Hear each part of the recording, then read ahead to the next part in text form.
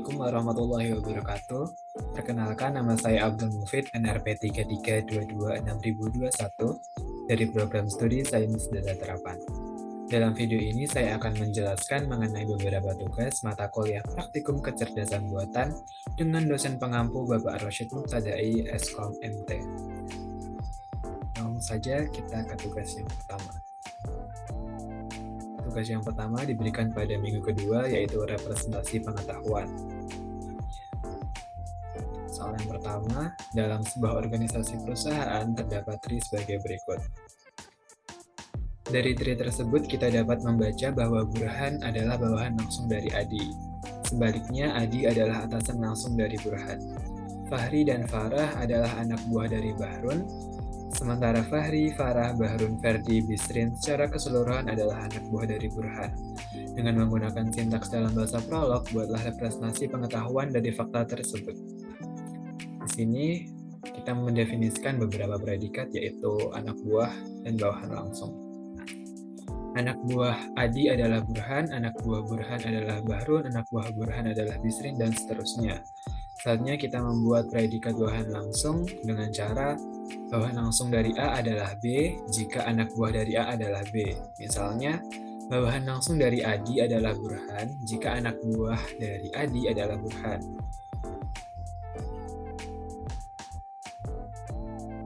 Dengan menggunakan sintaks dari definisi bawahan langsung di atas, terjemahkan untuk atasan langsung. Nah, kita tinggal membalik untuk membuat atasan langsung. Jika bawahan langsung dari A adalah B, anak buah dari A adalah B. Nah, untuk atasan langsung, maka kodenya adalah atasan langsung dari A adalah B jika anak buah dari B adalah A. Contohnya, jika atasan langsung dari Adi adalah Burhan, maka anak buah Burhan adalah Adi.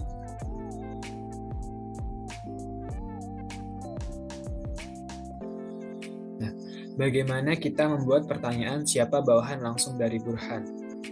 Caranya, bawahan langsung dari Burhan adalah X, di mana X adalah Bahrun dan Bisrin.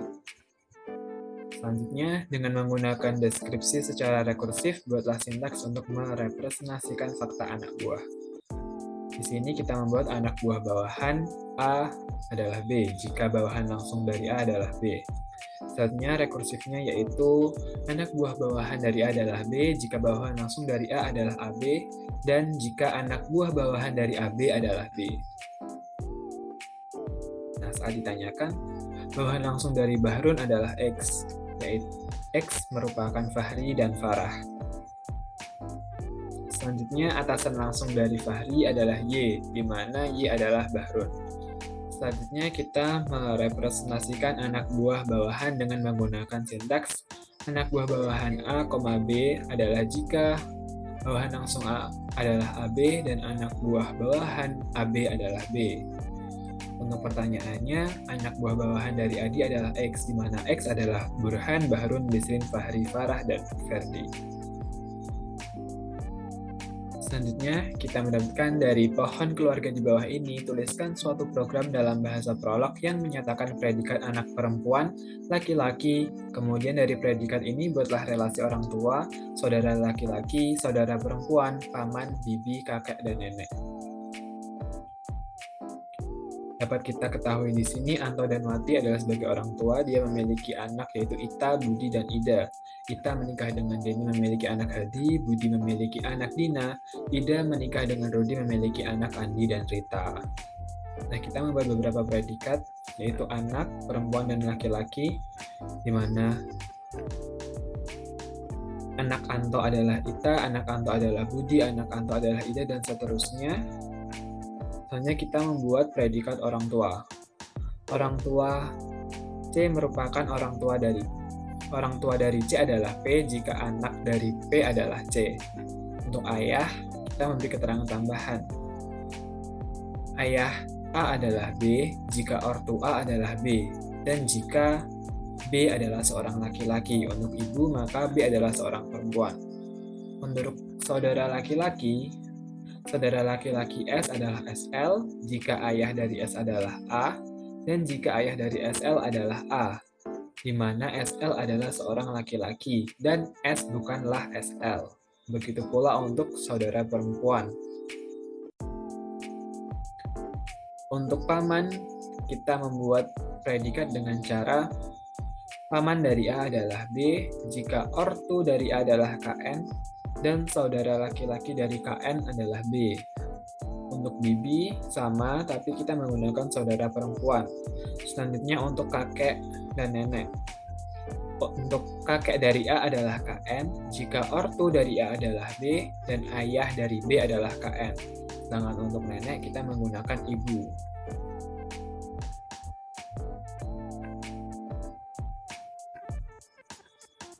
Selanjutnya tugas kedua pada minggu ketiga yaitu Reasoning, Semantic Network, and Frame.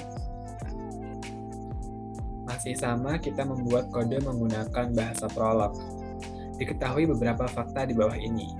Marcus was a man, Marcus was a pembayan, Marcus was born in 40 after decade, all men are mortal, all pembayan died when the volcano erupted in 79 after decade, no mortal lives longer than 115 years, it is now 2002 after decade.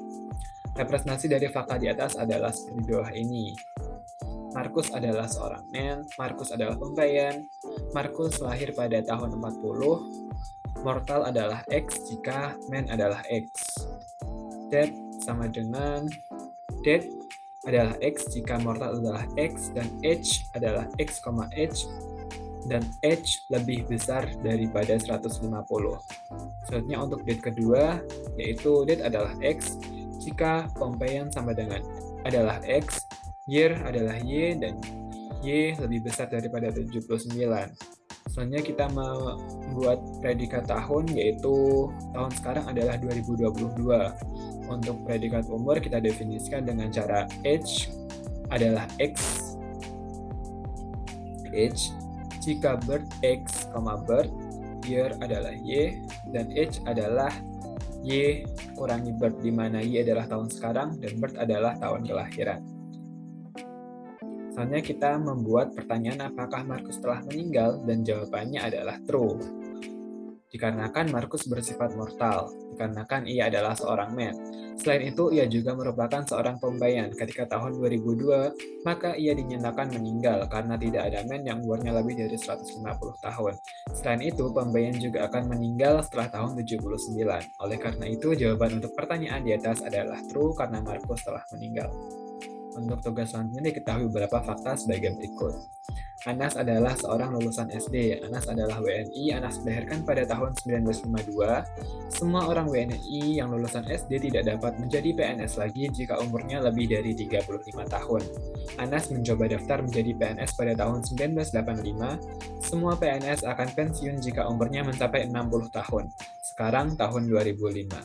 Representasi dari fakta-fakta di atas yaitu Anas adalah lulusan SD, Anas adalah seorang WNI di mana ia tinggal di Indonesia, Anas lahir pada tahun 1952, sekarang adalah tahun 2005, Anas daftar PNS pada tahun 1985, umur U adalah umur, jika lahir U, birth, tahun Y, umur adalah Y min birth, di mana Y adalah tahun sekarang dan birth adalah tahun kelahiran.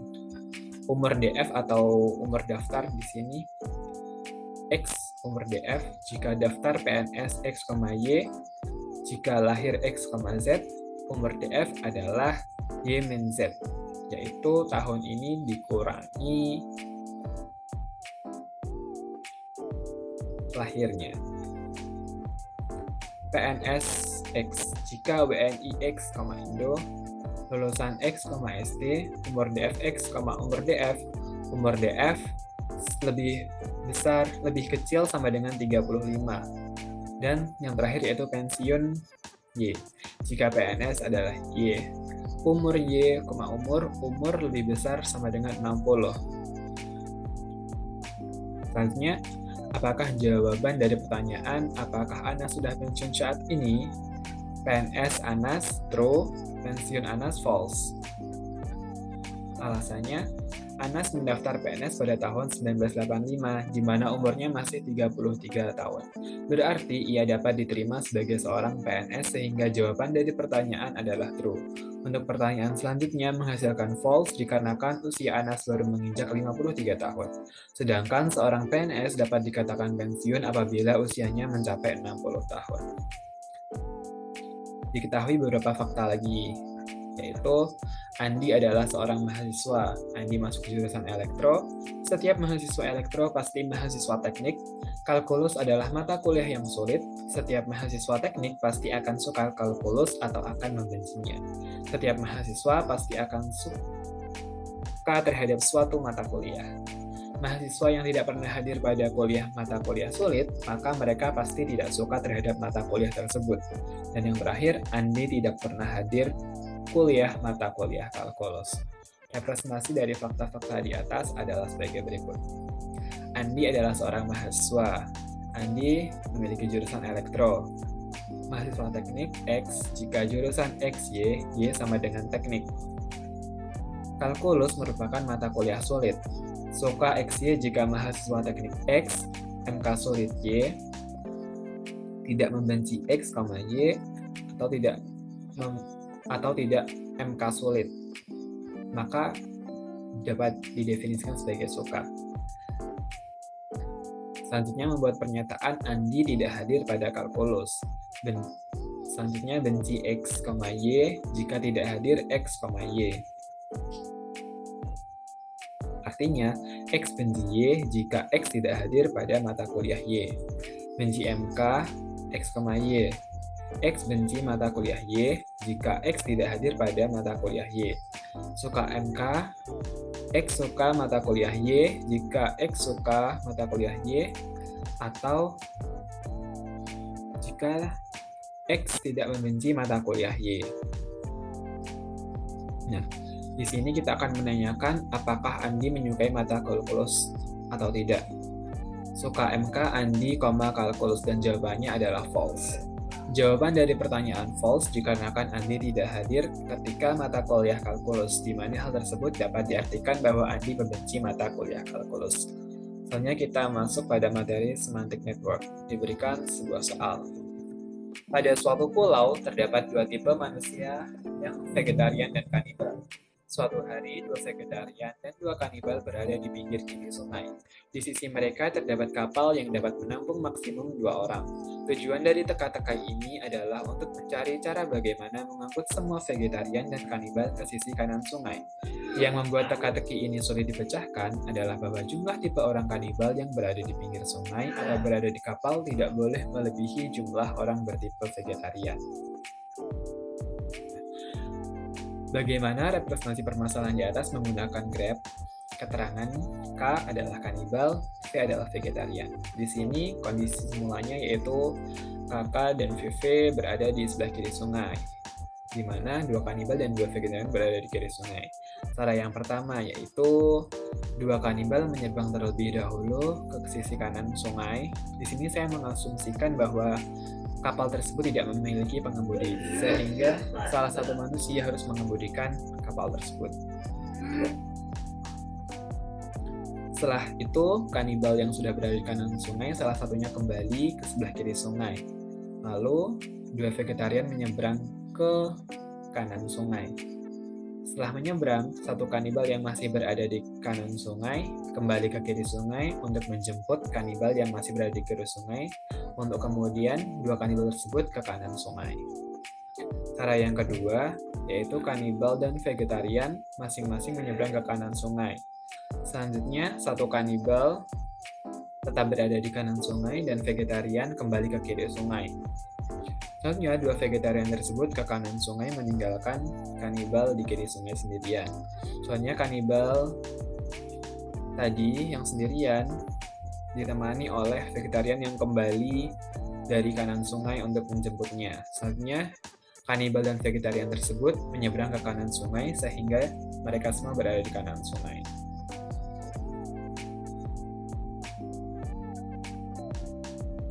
Untuk tugas ketiga pada minggu keempat yaitu metode searching. Soal yang pertama, buatlah graf ruang keadaan untuk permasalahan petani dan barang bawaannya di atas. Dari sana buatlah tree-nya. Kita mengidentifikasikannya terlebih dahulu. Permasalahan di atas dapat dilambangkan dengan jumlah serigala, jumlah angsa, jumlah padi, jumlah petani. Sebagai contoh, daerah asal 0,1,1,1. Berarti pada daerah asal tidak ada serigala, ada angsa, ada padi, dan ada petani. Misalnya ke keadaan awal pada kedua seberang sungai daerah asal 111 berarti ada semuanya dan daerah seberang 0 berarti tidak ada. Dan tujuannya adalah daerah seberang ada semuanya, meliputi serigala, angsa, padi, dan petani. Untuk aturan-aturannya terdapat 7 aturan, di mana aturan 1 angsa menyeberang bersama petani, aturan 2 padi menyeberang bersama petani, aturan 3 serigala menyeberang bersama petani, aturan keempat angsa kembali bersama petani, aturan kelima padi kembali bersama petani, aturan keenam serigala kembali bersama petani, dan aturan ketujuh adalah petani kembali. Dan ini adalah salah satu solusi yang bisa ditemukan dapat dilihat pada tabel di bawah ini. Cuman daerah asalnya di sini masih semuanya dan daerah seberangnya masih kosong. Aturan yang dipakai adalah aturan pertama. Dan untuk terakhir yaitu daerah asalnya sudah kosong dan daerah seberangnya sudah dipenuhi. Soalnya kita membuat graf keadaan. Didapatkan di sini adalah kondisi A ke B menggunakan aturan 1. Selanjutnya dari B ke C menggunakan aturan ke-7. Nah, dari C kita dapat memilih ke D atau ke E dengan aturan 3 untuk ke D dan aturan 2 untuk ke E, dan selanjutnya sampai kita ke Z. Hasilnya untuk pohon pelacakannya adalah sebagai berikut. Dari tree yang telah Anda buat pada nomor 1, tuliskan perubahan path untuk mencari goal jika algoritma yang digunakan adalah depth first. Di sini depth first kita menggunakan jarak yang paling dekat.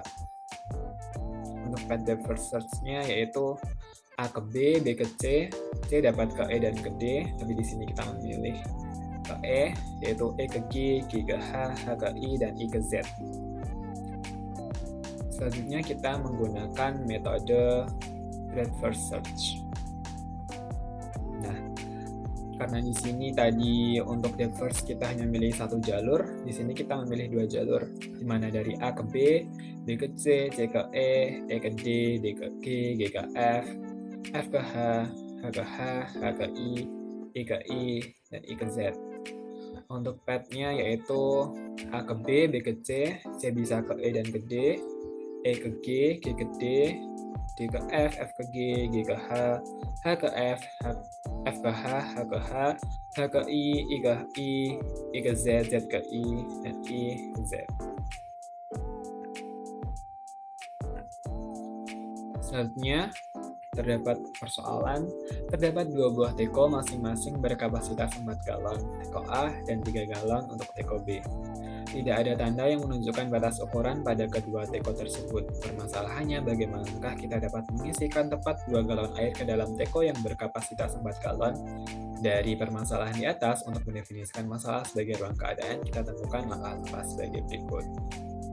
Nah, untuk identifikasi ruang keadaannya, di sini saya menggunakan X dan Y, di mana X adalah air yang diisikan pada teko A dan Y adalah air yang diisikan pada teko B. Keadaan awalnya, kedua teko dalam keadaan kosong, yaitu 0, 0. Untuk tujuannya, keadaan di mana pada teko A berisi tepat 2 galon air, 2,N untuk sembarang N. Untuk aturan-aturannya terdapat 12 aturan, di mana aturan 1 adalah isi teko A sampai penuh, aturan kedua adalah isi teko B sampai penuh, dan selanjutnya hingga aturan ke-12 yaitu kosongkan 2 galon air di teko A dengan membuang airnya ke tanah.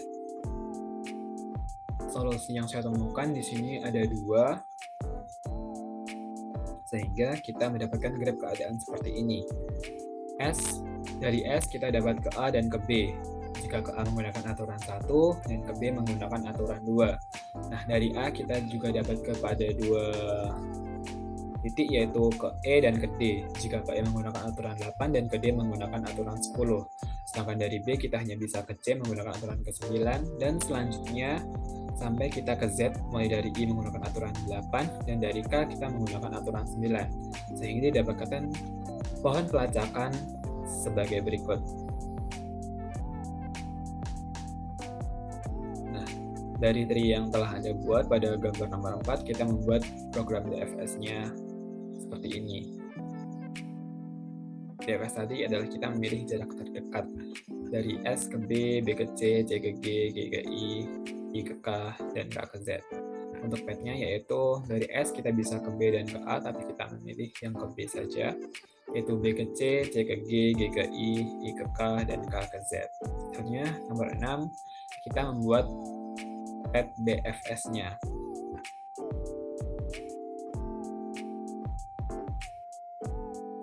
Yaitu dari S kita bisa ke B dan ke A, tapi kita di sini melalui B terlebih dahulu. S ke B, B ke A, A ke C, C ke D, D ke E ke G, G ke C, C ke F ke I ke G, G ke B, B ke H, H ke K, K ke I ke J, dan J ke Z. Untuk petnya yaitu S kita bisa ke B dan A, untuk B-nya kita ke C, lalu C kembali ke lalu A ke D atau E, di mana kita ke D terlebih dahulu baru ke E, selanjutnya E kembali ke C dan C ke G, dan seterusnya sampai kita sampai ke Z. Suatu proses dapat dinyatakan sebagai serangkaian perubahan dari suatu keadaan atau state ke keadaan lainnya. Tentukan urutan proses dengan biaya minimum yang memerlukan perubahan dari keadaan A ke keadaan Z dengan menggunakan metode best first. Biaya dinyatakan dengan jarak antara dua nol. Misalnya, A ke B berarti biayanya 3, A ke C berarti biayanya 5. Nanti kita akan memilih yang paling sedikit. Uang pelacakainya didapatkan seperti berikut. Selanjutnya program BFS-nya yaitu A ke B, karena A ke C adalah 5 dan A ke B adalah 3, jadi kita memilih 3, di mana ya biaya yang lebih kecil. Selanjutnya dari B kita memilih ke D karena biayanya hanya 4, sedangkan B ke C biayanya adalah 6. Sehingga total dari A ke B ke D adalah 7. Dan dari sini kita memilih ke F karena biaya yang lebih sedikit yaitu 3, sehingga totalnya adalah 10. Dan yang terakhir kita langsung ke Z, di mana biayanya hanyalah 2, sehingga totalnya hanya 12.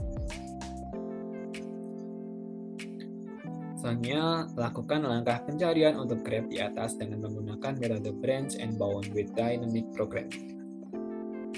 Nah, dari sini kita ke dua cabang dengan dua biaya termurah. Yang pertama tadi A ke B, B ke D, D ke F, F ke Z. Di sini didapatkan 12 jaraknya sebagai biayanya. Dan untuk A ke C, biayanya adalah 5. Lalu C kita memilih ke E dengan biaya 3 dan E memilih ke G dengan biaya 2, lalu G ke Z dengan biaya 3, sehingga totalnya adalah 13. Di sini yang disilang karena kita tidak memilih jalan tersebut. Selanjutnya, untuk tugas keempat, diberikan pada minggu ke-7, yaitu metode searching breadth first search dan depth first search. Di sini saya memakai graf keadaan dengan bentuk seperti ini. Selanjutnya programnya yaitu kita membuat inisiasi grafnya terlebih dahulu, mana A adalah set B, A bisanya ke B. Selanjutnya B ke C, C set E, D, yaitu C bisa ke E dan ke D, dan seterusnya sampai I ke Z. Selanjutnya saya melakukan visualisasi di sini menggunakan library network dan matplotlib. Dengan kode seperti ini nanti kita bisa memvisualisasikan grafnya dalam bentuk seperti ini, walaupun bentuknya tidak sama persis tapi rutenya sama ya. A ke B, B ke C, C bisa ke D dan ke E, D ke F, F ke H, C ke E ke G, G ke H, setelah itu H ke I dan I ke Z.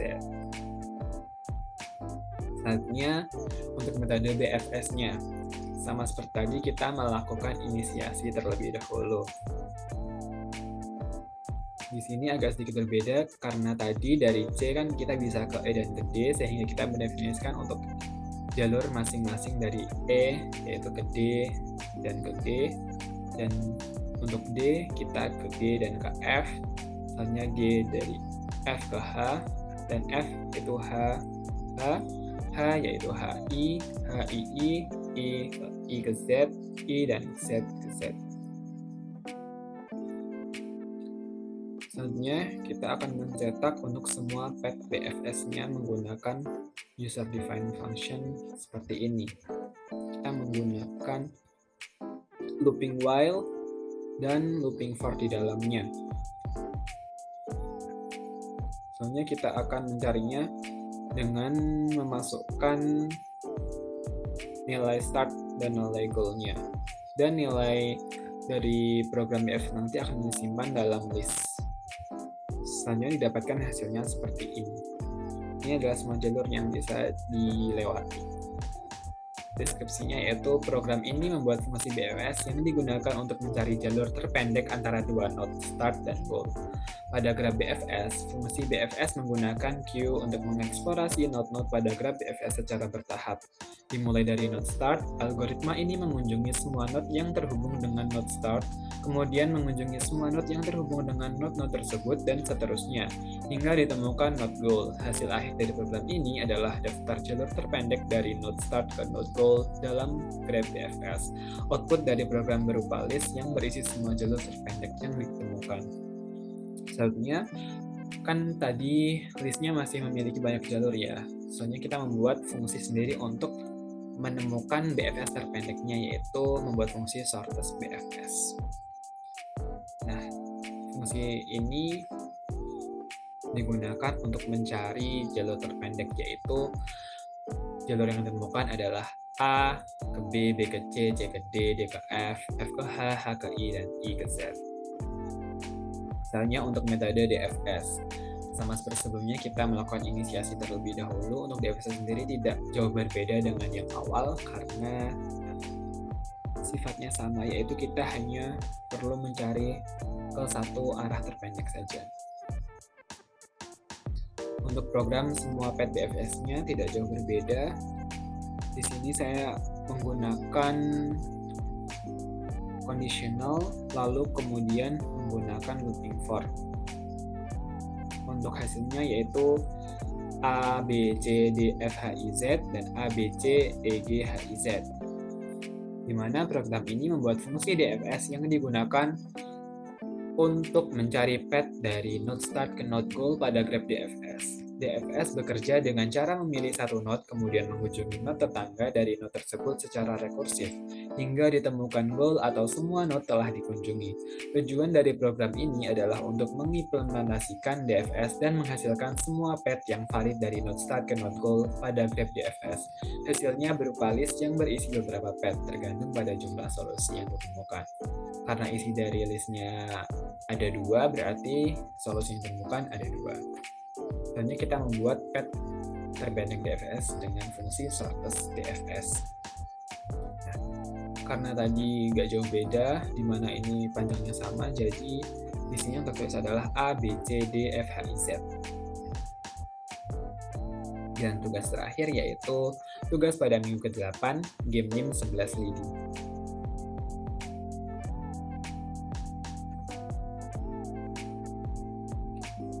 Nah, di sini saya menggunakan ketentuan apabila max menang adalah 1, jika kalah maka max adalah 0. Untuk min, jika menang adalah 0, dan jika kalah adalah 1. Caranya di sini adalah pada level 0 nih, 1, dia masih utuh 11 batang lidi. Untuk max level 1 berarti kita harus menggesernya menjadi 2 bagian. Di sini bisa 10-1, 9-2, 8-3, 7-4, dan 6-5. Seterusnya, pada min level 2 dari 10-1 ini kita bisa memecah lagi menjadi 9-1-1, 8-2-1, 7-3-1, dan 6-4-1. Untuk 5-5-1 tidak boleh digunakan karena terdiri dari angka kembar. Nah, untuk menentukan nilai yang menang yaitu 1 atau 0 ini, kita lihat dari yang paling bawah, di mana ia adalah 0 pada baris max, berarti dia akan kalah. Untuk ke atasnya pada min, berarti dia ini diambilnya dari nilai terkecilnya, yaitu min menang, karena dia masih memiliki turunan, dan di sini min kalah, karena dia sudah mentok atau habis tidak ada turunannya, berarti dia 1, dan sampai ke atas. Sekian penjelasan saya mengenai tugas-tugas mata kuliah praktikum kecerdasan buatan dengan dosen pengampu Bapak Rosyid Mubtada'i. Kurang lebihnya terima kasih. Wassalamualaikum warahmatullahi wabarakatuh.